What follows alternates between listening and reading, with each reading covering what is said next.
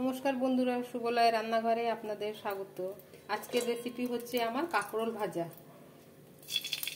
প্রথমে আমি কড়াতে তেল গরম করে নিলাম, দিয়ে দিলাম দুটো কাঁচা লঙ্কা,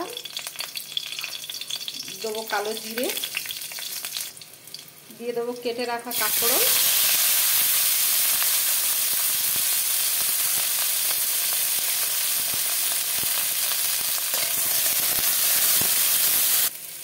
দিয়ে দেবো আলু কেটে রেখেছি, সরু সরু করে আলু কেটেছি, দিয়ে ভাজবো। এমনি তো কাঁকরোল ভাজা সবাই পারে, কিন্তু আমি আমার মতন করে করি। দিয়ে দেবো অল্প হলুদ গুঁড়ো, আন্দাজ মতন লবণ, দিয়ে এবার ভালো করে ভাজবো। আমার কাঁকরোলটা ভাজা হয়ে গেছে, দিয়ে দেবো অল্প আদা রসুন বাটা, দেবো অল্প জিরে গুঁড়ো,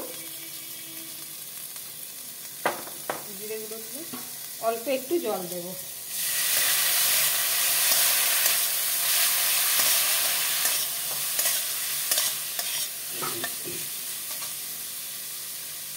অল্প লঙ্কা গুঁড়ো দিলাম।